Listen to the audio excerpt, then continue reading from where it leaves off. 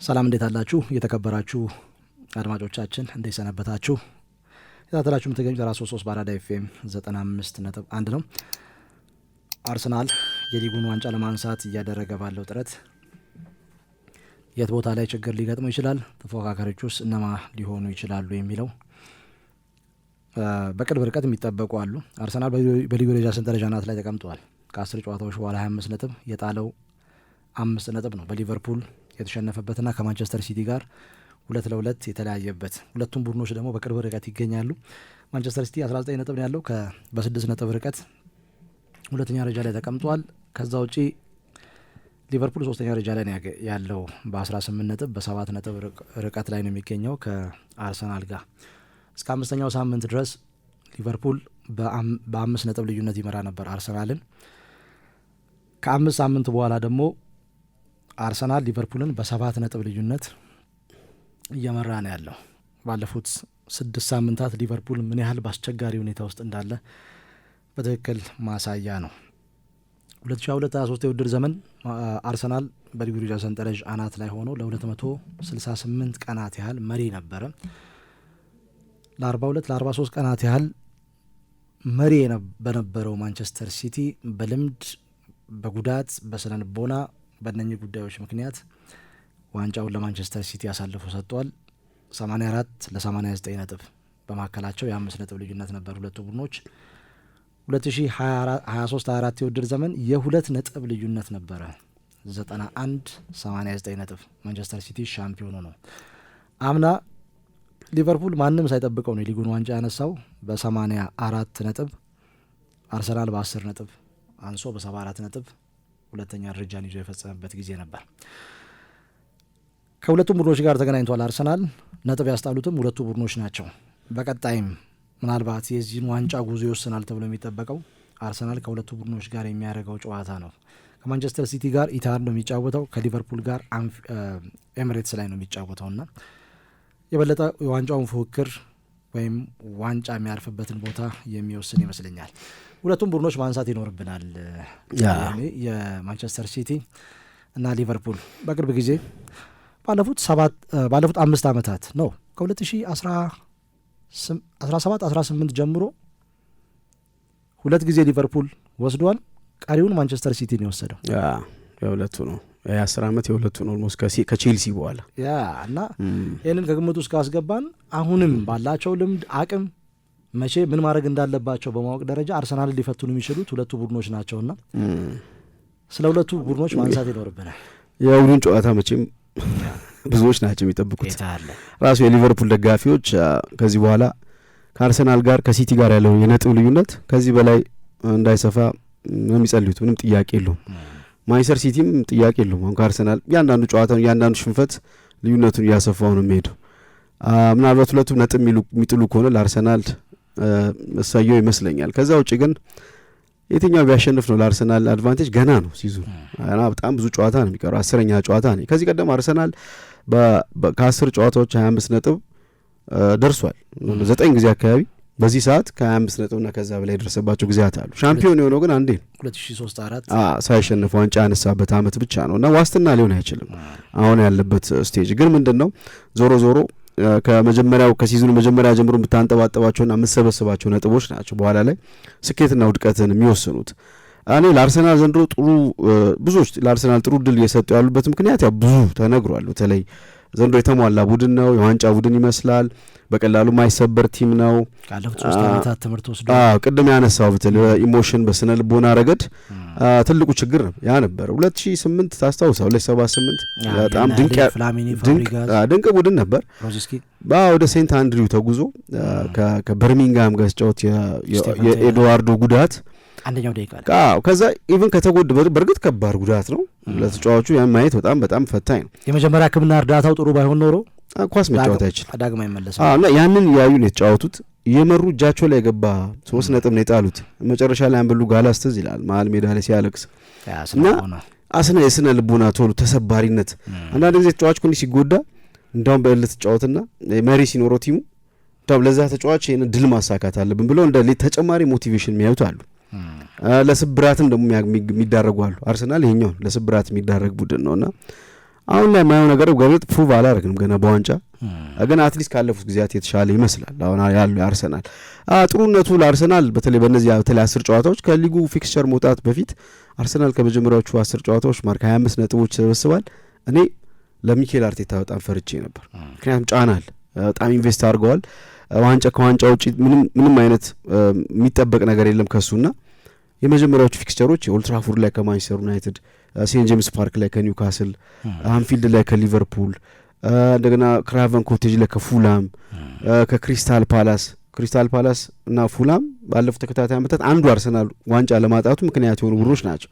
ዌስትሃም አምና ደብል የሰራው ካቻምና ኤምሬትስ ላይ የወጡት ያቻ ውጤት 2 ነጥብ ልዩነት 89-91 የ2 ነጥብ ልዩነት ግልጽ ነው ምን ያህል የቪላው እና እነዚህ ቡድኖች ገጥመዋል ለማለት ነው። አሁን እነዚህን ገጥሞ ነው 25 ነጥብ የያዘው። ወደ ጄምስ ፓርክ አይሄድም ከዚህ በኋላ አንፊልድ አይጓዝም፣ ኦልድ ትራፎርድ አይሄድም። በእኔ እምነት አርሰናል ባለፉት ዓመታት በጣም ያስቸግሩት ጨዋታዎችን ጨርሷል። ያ ማለት ከፊቱ ፈታኝ ጨዋታዎች የሉማታል። በተለይ አሁን ከኢንተርናሽናል ብሬክ መልስ ከቶትናም ከስፐርስና ከቼልሲ ጋር ይጫወታል። የሻምፒየንስ ሊግ የባየር ሙኒክም ጨዋታ ፈታኝ ነው። እንግሊዝ ፕሪሚየር ሊግ ላይ ተጽዕኖ የሚያሳድር አይነት ጨዋታ ሊሆን ይችላልና ምናልባት ከዲሴምበር ወይ ደግሞ አንደኛው ዙር ሲያልቅ 17-18 ጨዋታዎች ካረጉ በኋላ በደንብ ሼፕ አፕ የሚያደርግ ይመስለኛል የደረጃ ሰንጠረዡ።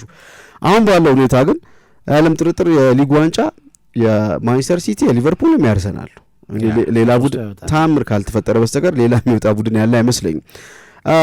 በእኔ ግን እምነት አሁን ስታዩ የትኛው ቡድን ነው ለምሳሌ አርሰናል ስጋት የሚሆነው የሚለውን ካየው እኔ ማንቸስተር ሲቲ አመጣጡ ያስፈራለው ማርክ ያለፈው አመት ቁጭት አለ ፔፕ ያለፈውን አመት ያንዳንዱ ቀን ተጫዋቾች ድጋሚ መኖር አይፈልጉም ሚል አስተያየት ጭምር ሲሰጡ ነበርና ሜዳ ላይ ደግሞ ማንቸስተር ሲቲ በተለየ መንገድ ነው የመጣው። ሃላንድ ሻርፕ ሆኖ መጥቷል ድጋሚ።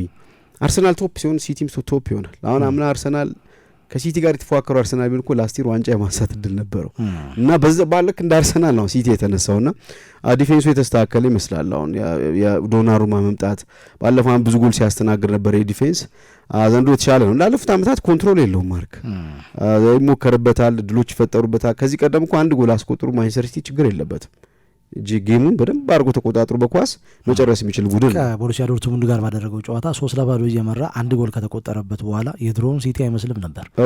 በጣም ሰፈር የማድረግ ነገር ቀጣይ ጎል ያስተናግድ ይሆን ይሄ ቡድን የሚያስብል አይነት አሁን ያለው ሚድፊልድ ያለው ፕሮፋይል ያን ለጌም ኮንትሮል የሚሆን አይመስልም ማለት ነው። ለትራንዚሽን ኒኮ ሞታ ገባ እያለ ኒኮ ዊሊያምስን ያው ቼርኪን ስታይ ፔፕ ሊንደርስ ይሄ የምናውቀው አይነት የነ ጉንዶጋን አይነት የነ በርናርዶ አይነት ይበልጥ ጌም ሮድሪን ጨምሮ አይደለም እና ለተጋጣሚ ድል የሚሰጥ ማንቸስተር ሲቲ ነው ያለው ስጋት ያ ይመስለኛል። ለተጋጣሚ ድል ይሰጣል።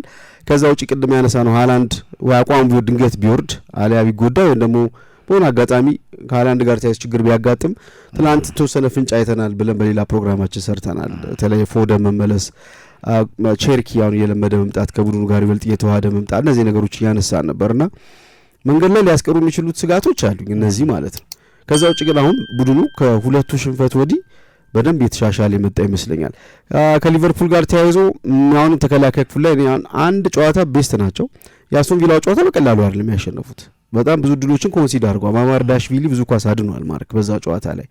የሪያል ማድሪድ ጨዋታም አይቼዋለሁ ቤስት ነበር ሊቨርፑል ግን የሪያል ማድሪድ ድክመትም በጣም ጎልቶ ታይቶኛል እዛ ጨዋታ ላይ ያለም ጥርጥር። ሊቨርፑል ኤቲሃድ ላይ በትክክል መሻሻሉ እንዳለፈው ያሉት ሁለት ጨዋታዎች ይሄ ቡድን አንዱ የምናይበት ያ ይመስለኛል። ለወትሮ ሊቨርፑል ኢቲሃድ ሄዱ እኮ በቀላሉ እጅ የሚሰጥ ቲም አይደለም እና ትልቅ አምና አሸንፎ ነበር። አምና አሸንፏል። ሲቲ አምና ኦልሞስት አልነበረም እኮ አምና እና ይሄን ስትመለከት እኔ ለማንቸስተር ሲቲ ይበልጥ አስፈሪ የሆነ የመጣ ይመስለኛልና አሁን አርነ ስሎት በቀደም በማድሪድ ጨዋታ ወደ አምናው ስታትስ ኮ ተመልሰዋል። ሚድፊልድ ላይ ግራቨንበርግ ማካሊስተርና ሾቦስ ላይን አድርገው ሞሪያን ቪርሰን ወደ ግራ ወጥተው ቡድኑ ሲያጠቃ እሱ ወደ ውስጥ ሰብሮ ይገባል። አንዲ ሮበርትሰን ኦቨርላፕ አድርጎ ለከ ኢስኮ እንዳልከኝ በቀደም አሪፍ ያደሰው አንተ ኢስኮ ወደ መሀል ሲገባ በሪያል ማድሪድ ማርሴሎ ወደፊት ጠጋ የሚልበት ፖዚሽን አለ። ግን አሁን ምንድነው ዋናው ሚድፊልድ ኮሩ አሁን ለቪርሰን አኮሞዴት ለማድረግ ተብሎ አማካይ ክፍል ሚዛኑን ያጣ ይመስለኛል ፍሎሪያን ቪርሰን እና አሁን ይበልጥ የሜዳው ክሪቲካል ኤሪያ ላይ አምና ስኬታማ ያደርጋቸውን ቡድን መርጠዋል። አንዲ ሮበርትሰን ከዚህ በኋላ በኬርኬዝ ቀስ ብሎ ከሮበርትሰን ይማራል እንጂ አሁን እሁድ ኤቲሃድ ላይ ኬርኬዝ አይሰለፍም ታምር ካልተፈጠረ በስተቀር ኮነር ብራድሊ ሌላ ጥሩ አማራጭ ሆናቸው ይመስለኛልና ይህን ስትመለከት ለሊቨርፑል አሁን አርነ ስሎት ወደ አምናው ትንሽ የመጡ ይመስለኛል። አዲስ ፈራሚዎቻቸው ብዙ እየረዷቸው አይደለም። እንዳውም ችግር ፈጥሮባቸው ወይም ደግሞ አስቸጋሪ ሆኖባቸው ወደ ቀድሞ የተመለስኩ አምና ፈራሚዎችን አኮሞዴት ለማድረግ ብለው የወሰዷቸው እርምጃዎች ናቸውና አሌክሳንደር ኢዛክ መቼ መተኮስ ይጀምራል አናውቅም። አሁን ጉዳት ላይ ነው ያለው። ሙሐመድ ሳላ በመቀዛቀዝ አለ ዘንድሮ ትንሽ አፍሪካ ዋንጫ አለ። የአፍሪካ ዋንጫ ደግሞ አለ ትልቁ ፈተና። እነዚህ ነገሮች ስትመለከት ለማንቸስተር ሲቲ ይበልጥ አስፈሪ ይመስላል ለአርሰናል። ኤቲሃድ ላይ ጨዋታ አላቸው አርሰናልና ማንቸስተር ሲቲ በቀጣይ በምን ሰዓት እንደሚገናኙ በምን አይነት የነጥብ ልዩነት እንደሚገናኙ አናውቀው፣ ግን እንደ ትልቅ ጨዋታ እንጠብቀዋለን። ከሊቨርፑል ጋር አንፊልድ ላይ ጨዋታ አለው እና አርሰናል ትልቁ ችግሩ ቶፕ 6 ላይ ጥሩ ሪከርድ ነው ያለው ሚኬል አርቴታ። ዘንድሮ በርግጥ በሊቨርፑል ተሸንፏል ለመጀመሪያ ጊዜ። ከዛ ውጭ እሱ በጣም ችግር የሚፈጥሩት ሚድ ቴብል እና መጨረሻ ታች አካባቢ ያሉት ናቸው። አስቶን ቪላ፣ ፉላም፣ ክሪስታል ፓላስ ምን ያለ አርሰናል አስቸጋሪ እንደነበረው አይተናል። ዘንድሮ ለእነዚህ ቡድኖች ጥሩ መፍትሄ ይዞ የመጣ ይመስለኛል ቡድን እና በዚህ መንገድ የሚቀጥል ከሆነ አርሰናል ምንም ጥያቄ የለውም። ብዙዎች ዋንጫው ለአርሰናል ነው ግምት የሰጡት። ከዛ ግን ለእኔ የማንቸስተር ሲቲ አመጣጥ ያስፈራል። ቼልሲን ገምተን ነበር ትዝ ይልህ ከሆነ ሰርፕራይዝ በተለይ ሚድፊልዱ በጣም ጠንካራ ነው። ቶፕ ፊት ላይ በጣም ጥሩ ጨዋች ይዟል። ግን ያነሳ ነው ከኋላ መጀመሪያ መቀመጫን ካልሸፈን ከባድ ነውና ለቼልሲ አሁን ከዚህ በኋላ እድል ያለ አይመስለኝም። ዋንጫ በቅርብ ርቀት ነው ያለው 17 ነጥብ።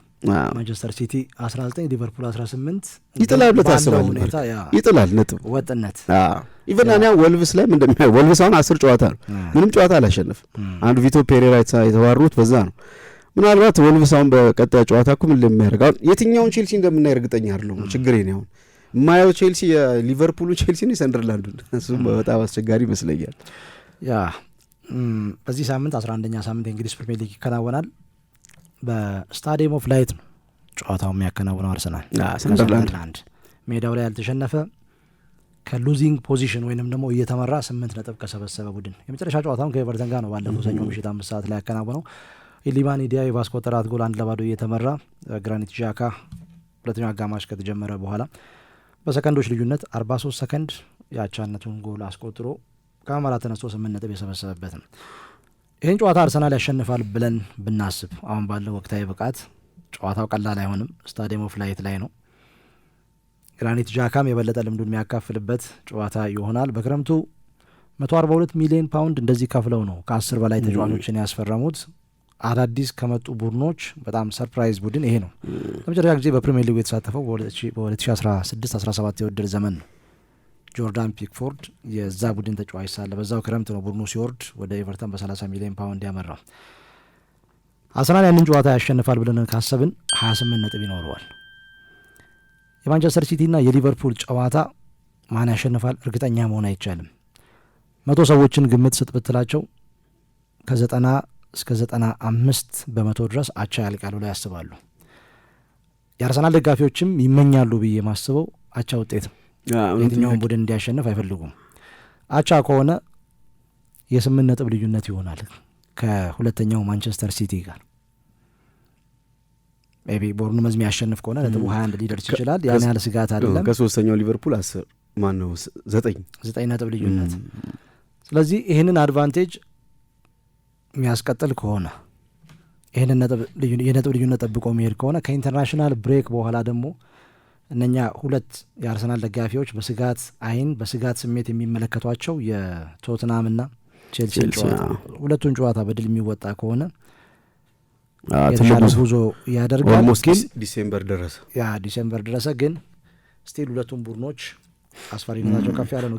ግን ሃላንድ ጉዳት ቢደርስበት ብለን ካሰብን አሁን የማንቸስተር ሲቲ ደጋፊዎች ይህንን መስማት አይፈልጉም ይገባኛል። ግን ሃላንድ አመቱን ሙሉ ይጫወታሉ። ቻምፒየንስ ሊግ አለ። እርግጥ ኖርዌይ ዓለም ዋንጫ የለችም። ያለውን በሙሉ ለመስጠት ፊዚካሊ ሃላንድ ሲሪየስ ጉዳት አስተናግዶ ያቅማር እና ይበልጥ ለጉዳት የተጋለጠ ከሁለት ዓመት ከባድ ጉዳት ከባድ ጠንካራ ያለ ነው። ከዛ ውጭ ግን ፊዚካሊ በጣም ስትሮንግ ነው። አሁን ዘንድሮ በተለይ ጥሩ ሼፕ ላይ ያለ ይመስላል። አሁን አንዳንዴ ከአብዛኛው እያስቆጠራቸው ያሉ ጎሎች ከረጅም ርቀት ድሪብል እያደረገ ስፕሪንት እያደረገ አንድ ለአንድ እንዴት አድርጎ ፋይት አድርጎ ጎሎች እንደሚያስቆጥር እያየን ነው እና እንዳልከው በዚህ መንገድ የሚጫወት ከሆነ እገዛ የሚያስፈልገው ይመስላል። ለፔፕ ትልቁ ፈተና ይመስለኛል። ሁሊያን አልቫሬስ ወደ አትሌቲኮ ማድሪድ ሄደው እኮ የሱ ባካፕ አልሆንም ብሎ ነው፣ ግን ሲመጣ ያው ለምንም ጥያቄ የለውም። ምናልባት አልቫሬስም ማቆይተና እኔ የማንቸስተር ሲቲ ትልቁ ስህተት ብዬ የማስበው በዚህ 5 ዓመት የሁሊያን አልቫሬስ መልቀቅ የሱና ኮል ፓልመር በተለይ አልቫሬስ በደንብ በቃ ስታብሊሽ ያደረገ ተጫዋች ነውና ይሄ ስትመለከት አሁን ላይ የዛ አይነት ባካፕ የላቸውም ነው። እኔ ገረመኝ ነገር ምንድነው ክረምት ላይ ብዙ ተጫዋቾች ፈርመዋል። ካለፈው ጃንዋሪ ጀምሮ እና ኦማር ማርሙሽ ከፈረሙበት ጊዜ ጀምሮ ብዙ ተጫዋቾች ፈርመዋል። የቡድን ግንባታው የተጀመረው መጀመር ከነበረበት 6 ወር በኋላ ነው ብለው የክለቡ አመራሮችም የቁጭት ስሜት ውስጥ ይገባሉ። ትራንዚሽኑ እንደዚህም ሰፊ አይሆንም ይላሉ። ግን በዚህ ሂደት ውስጥ የሁሉ ተጫዋቾች ሲፈርሙ አጥቂ የለም። እንዴት ባካፕ አላስቡም? 19 ቁጥር ሆኖ መጫወት የሚችልም ተጫዋች የላቸው። ምናልባት ጀሬሚ ዶኩ ይጫወታል፣ ምናልባት ፍጥነት ስላለው ፕሮፋይሉ ፊልፎደን አልፎ እንደዚህ ቦታ ላይ ሲያጫወተው አይቻለኝ። እንደነ ኢጋዋን አይነት እዛ ቦታ የሚጫወት ጥያቄ የለውም እና ዝውውሩ እጅግ በጣም ቀደም ያነሳ ነው አይነት ነው። ቼልሲ 2 ቢሊዮን ሲያወጣ እንዴት ዲፌንሱ ላይ አሁንም ሳንቼዝ አሁንም አዳራቢዮ ኮልዊል እናያለን የሚል ጥያቄ ነበርና አሁን በሲቲ በኩል ተመሳሳይ ነገር አለ። ምናልባት ሲቲ ዘንድሮ ፌል የሚያደርግ ከሆነ አሁን ምንም ጥያቄ የለውም። አሁን ባልከው ሃላንድ ግን ሜዳ ላይ እስካለ ድረስ ሲቲ አንድ የሆነ ሚነካው ዋንጫ ሊኖር ይችላል ሃላንድ ሜዳ ላይ እስካለ ድረስ።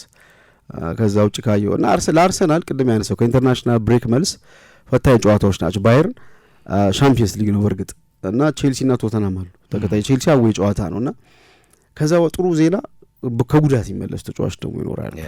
ለቡድኑ ሌላ ዳይሜንሽን ይሰጣል። በተለይ የሃቨርስ መምጣት ይጠበቃል። የኦዴጋርድ መምጣት በጣም ይጠበቃል።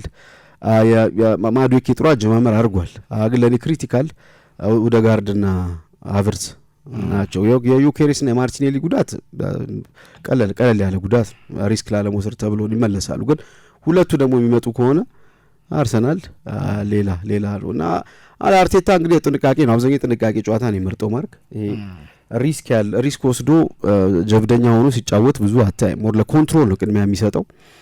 ከዚህ የተለየ አፕሮች ይከተላል ብዬ አልጠበቅም። ከኢንተርናሽናል ብሬክ መልስ ግን ድንገት ለምሳሌ እንደ ኒውካስሉ ጨዋታ ቀድሞ ጎል ቢቆጠርብህ ለማስከፈት ተጋጣሚህን የኦዴጋርድ አይነት ተጫዋች የግድ ያስፈልጋል። ያንን ጄምስ ፓርክ ላይ አይተናል። ኦዴጋርድ አቋሙ ወርዶ እንኳን በጣም ወሳኝ በሆኑ ሰዓታት ላይ እንደ ልዩነት እንዲፈጥር አይተናል ያሸነፉበት ጨዋታ ላይና የእሱ መምጣትን በጣም የሚጠበቅ ይመስለኛል ከሃቨርትስ ጋርና እነዚህ ሁለት ተጫዋች ተጎድተው ነው እዚህ ደረጃ ያለው አርሰናል። ምናልባት ሌሎቹ ሊቨርፑል ወይ ማንቸስተር ሲቲ አሁን ያልነው ከሃላንድም ጭምር አሁን አርሰናል ላይ ያሉ ጉዳት ሁለቱ ቡድኖች ላይ ቢኖር ማለት ኮፓፕ ለማድረግ ይቸገራል። ሊቨርፑል የሊግ ካፕ ዕለት ቤንች ላይ አሰልጣኙ ሲናገሩ ነበር። ተመልከቱ እስቲ የሲቲን ቤንች የአርሰናልን ቤንች ሊቨርፑልን ቤንች ስታየው ዳል ከሪዘርቭ ቲም የመጡ ናቸው እና ስኳዱ ግን ይሄ ሰበብ ሊሆን ይችላል። 8 ተጫዋቾችን በክረምቱ ካስፈረሙ በኋላ ሊቨርፑል ክሪቲካል ቦታዎች ላይ ተጫዋች አስፈርሙ። ዲፌንስ አሁን ግራቨንበርግ ተጎድቶ ነው አለብ ችግር ውስጥ ገብቶ የነበር ያው ጃሬል ኳንሳ መልቀቅ አልነበረባቸው ምናምን ሊባል ይችላል።